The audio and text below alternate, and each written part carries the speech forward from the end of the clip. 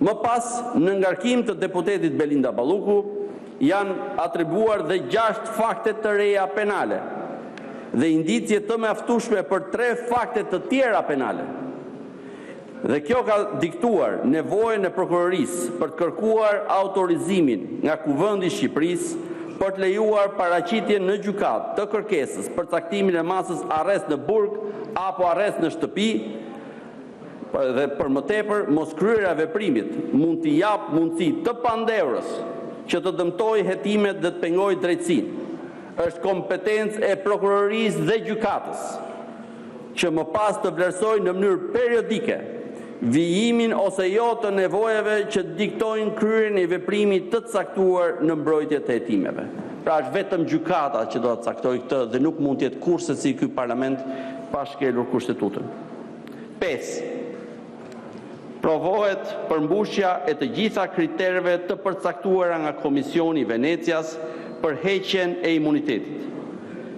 Deputetja Belinda Balluku, përmes avokatëve të saj, nuk ngriti asnjë pretendim se ndodhemi përpara ndonjë prej kritereve që ka përcaktuar Komisioni i Venecias për mbajtjen e imunitetit dhe konkretisht, kur pretendimet janë qartazi dhe haptazi të pabazuara, kur shkelja e pretenduar është një pasojë e paparashikuar e një veprimi politik, kur pretendimet janë paraqitur qartësisht me motive politiko-partijake, fumus persekucionis, me qëllim shqetësimin ose intimidimin e deputetit ose ndikimin tek mandati i tij. Kur procedurat ligjore mund të rrezikojnë seriozisht funksionet demokratike të parlamentit ose të drejtat themelore të një deputeti ose grup deputetësh. Asnjë prej këtyre nuk ka rast në çështjen Balluku. Në mungesë të këtij pretendimi, Kuvendi nuk mund dalë jashtë vlerësimit të këtyre kritereve që është i detyruar të votojë pro dhe është i detyruar të votojë pro heqjes së imunitetit për shkak se provohet që përmbushen kriteret e Komisionit Venecias për heqjen e imunitetit si më poshtë. 1. Heqja e imunitetit deputetit nuk e vë në rrezik serioz funksionimin demokratik të parlamentit. 2. Kërkesa për dhënien e autorizimit heqje imuniteti është përshkruar në aktet e prokurorisë se bazohet në shkaqe të drejta, të rëndësishme dhe të sinqerta. 3. Shkelja pretenduar nga ana e prokurorisë, akuzat.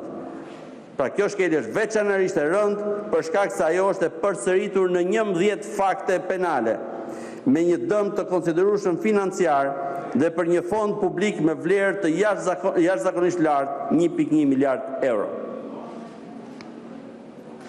Shkelja që atribuohet deputetit për të cilat kërkohet heqja e imunitetit nuk është pasojë e veprimtarisë së tij si parlamentar. 5. Dhënia e autorizimit të heqja e imunitetit është një barrierë e vërtetë e cila nëse nuk realizohet atëherë verifikohet një pengim real i drejtësisë. 6. Mosdhënia e autorizimit është një akt i cili komprometon tërësisht autoritetin dhe legitimitetin e parlamentit në sytë e publikut dhe në marrëdhëniet institucionale me organet e tjera, për shkak se shkelet pas një motiv ligjor parimi kushtetues i barazisë përpara ligjit dhe parimi i ndarjes dhe balancimit mes pushteteve. 6. Provohet përmbushja e të gjitha kushteve dhe kriteret ligjore të caktimit të masave të sigurisë të parashikuara në 228, 229, 230 dhe 260 Kodit Procedurës Penale. Konkretisht, 1. Deputetja Belinda Balluku nuk ndodhet në kushtet e ndalimit të parashikuar në pikën 1 të ne 228 të Kodit të Procedurës Penale, sipas të cilit askush nuk mund të nështrohet masave të sigurisë personal në qoftë se në ngarkim të tij nuk ekziston një dyshim i arsyeshëm i bazuar në prova. Mbaron citimi i dispozitës. Dyshimi i arsyeshëm për kryerjen e veprave penale në të paktën 11 fakte penale ekziston dhe ai është i bazuar në prova, 80 prova, që prokuroria i ka paraqitur në mënyrë shtruese në kuvend. 2. Deputetja Belinda Balluku nuk ndodhet në kushtet e ndalimit të parashikuara në pikën 2 të nenit 228 të kodit të procedurës penale, sipas të cilit, citoj, asnjë mas nuk mund të zbatohet kur ka shkaqe padënueshmërie të shuarjes së veprës penale ose dënimit. Mbyll citimin. Në rastin konkret, nuk ka shkaqe padënueshmërie dhe të shuarjes së veprës penale apo të dënimit sipas legjislacionit në fuqi. 3. Deputetja Belinda Balluku përmbush të gjitha kushtet për caktimin e masave të sigurimit penal të parashikuara në pikën 3 të nenit 228 të kodit të procedurës penale, sepse a. Prokuroria provoi se ekzistojnë shkaqe të rëndësishme që vënë në rrezik marrjen ose vërtetësinë e provës, bazuar në rrethana fakti. B. Ekziston rreziku që ajo largohet për shkak se rrezikon një dënim të rëndë për një krim të rëndë. C. Për shkak të rrethanave të faktit, përsëritjes së krimit dhe personalitetit të pandehurit, dyshohet për kryerjen e veprave penale në 11 raste, ka rrezik që ajo të kryejë krime të rënda ose të njëjtit lloj me atë për të cilin procedohet tentativa për pengimin e drejtësisë përmes intimidimit të dëshmitarëve tashmë ka ndodhur dhe ajo po hetohet nga prokuroria. 4.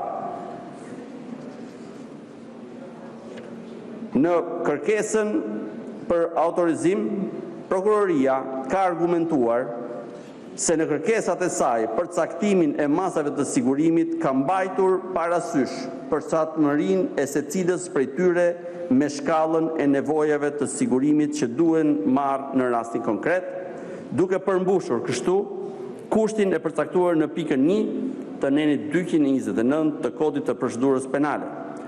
Është fakt që prokuroria dhe gjykata kanë respektuar deri më tani parimin e përshtatshmërisë dhe proporcionalitetit të masave të sigurimit personal, siç i citova më herët. Pra nuk ka ardhur menjëherë te kjo mas, po e ka ndjekur në varësi të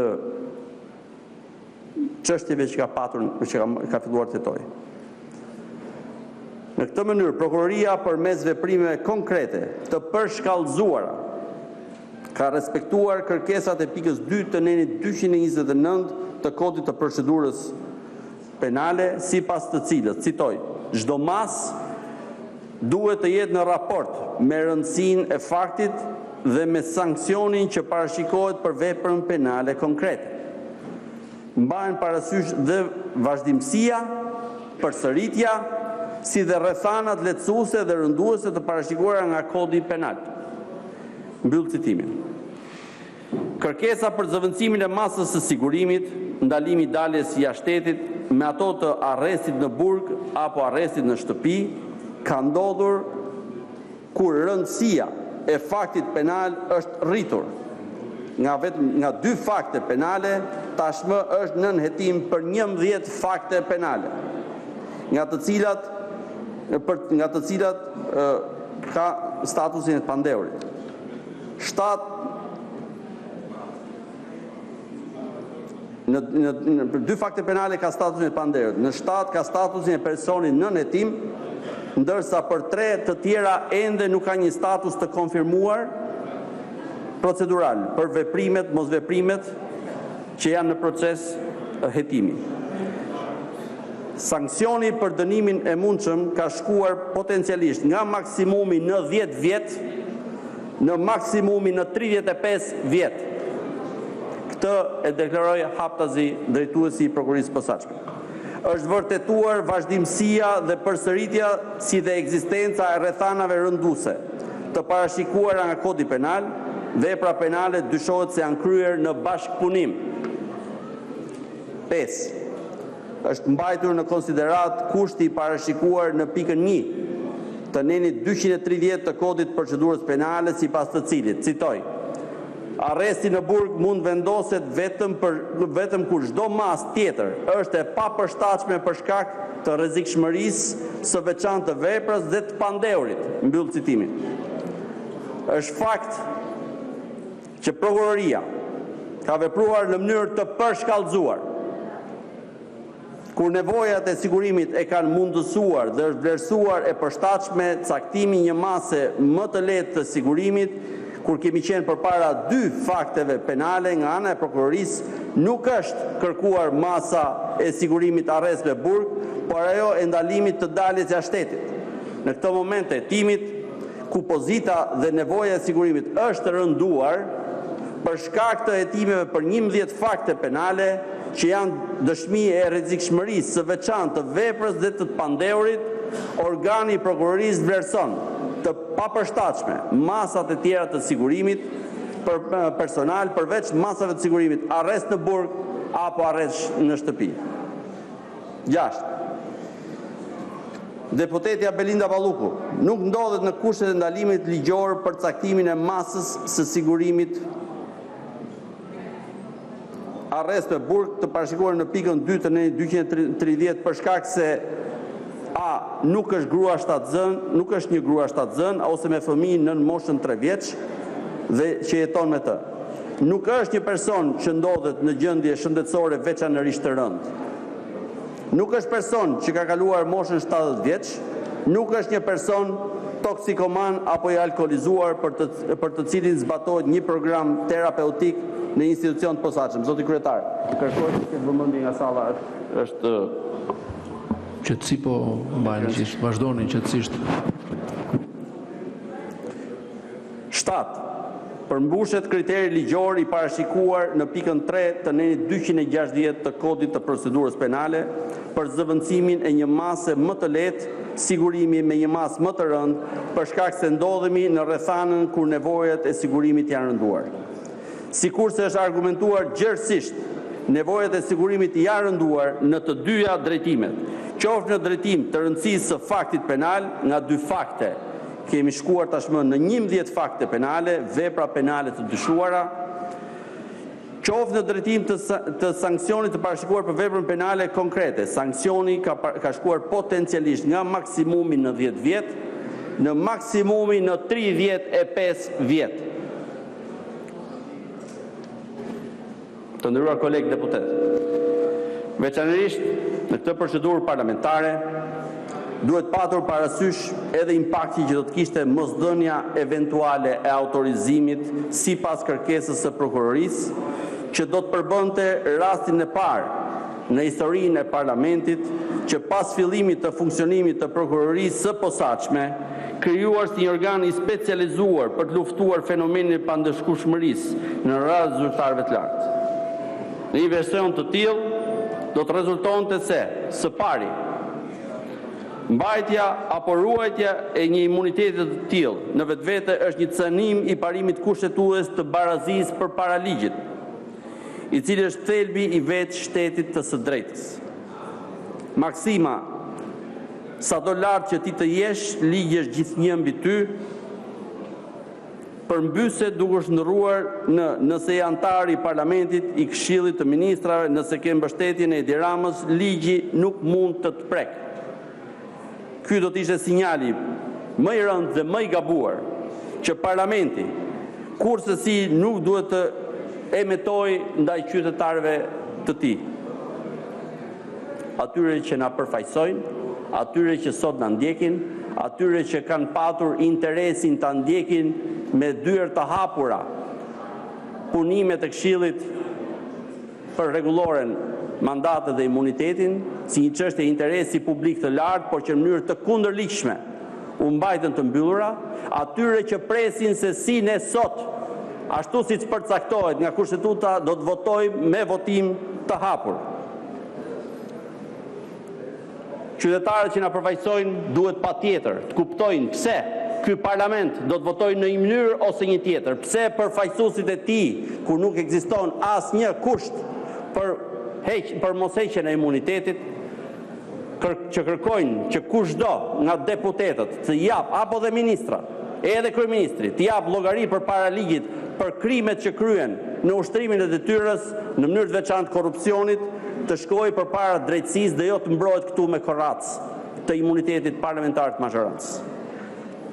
Së dyti, vetë rregullat e imunitetit në thelbin e tyre kanë potencialin e madh që të keq përdoren nga deputetët dhe të shndërrohen prej tyre në një stre për të mbrojtur nga shkelja e ligjit. Dhe kjo është ajo që mund të fillojë të ndodhë sot. Një vendimarrje e tillë do të shërbente si një incentiv për të tërhequr në strehën e parlamentit njerëz me rekorde kriminale. Ka ndodhur një herë këtu. Jemi detyruar të bëjmë një ligj me 3 pestat, ligjin e dekriminalizimit, të ndryshojmë kushtetutën për këtë. Po sot hapet rruga që të fillojë përsëri dhe ky parlament jetë përsëri strehë kriminalësh. Kjo është plagë e madhe, akoma shumë e freskët dhe aktuale e politikës shqiptare. Së treti, rregullat e imunitetit në vetvete dhe për më shumë akoma një vendimarrje për mbajtjen e imunitetit në rastin konkret do të minonte besimin e publikut tek parlamenti si institucion dhe do të krijonte përçmim për politikën, politikanët dhe vetë sistemin politik. Kuvendi, pas një dilemë, duhet miratoj dhënien e autorizimit se vetëm në këtë mënyrë secili prej deputetëve veçmas, por dhe kuvendi si një i tërë tregon standardin më të lartë të sjelljes etike dhe bëhet model për të tërhequr në mjedisin politik njerëz të rinj dhe me vlera. Kjo është detyra jonë, t'i përfaqësojmë ata që po na shohin, të gjithë ata 4.7 milion shqiptarë, për cilëve më pak se gjysma jetojnë këtu, po të tjerët na ndjekin nga atje ku janë, që janë detyruar të emigrojnë. Kjo është detyra jonë, drejtësinë e vendos sistemi gjyqësor. Së katërti, nëse kuvendi voton për mbajtjen e imunitetit dhe për pengimin e drejtësisë, ky veprim do të ishte goditja më energjike ndaj shpresës së publikut dhe aksionit politik brenda dhe jashtë vendit për reformën drejtësi dhe luftën kundër pandëshkueshmërisë, si themel edhe i rrugtimit të Shqipërisë në Bashkimin Evropian. Madje nuk është opsionale. Ne nuk kemi rrugë tjetër në këtë shteg që duhet ndjekim patjetër drejt Bashkimit Evropian. Së pesti, mbajtja e imunitetit nga kuvendi në rastin konkret tregon haptazi, mungesë vullneti politik për të luftuar korrupsionin, jo vetëm deputetëve, po mbi të gjitha të ministrave dhe të kryeministrit dhe të kujdo zyrtari tjetër të veshur me imunitet dhe rrjedhimisht përbën një hap pas në rrugën e integrimit evropian të Shqipërisë.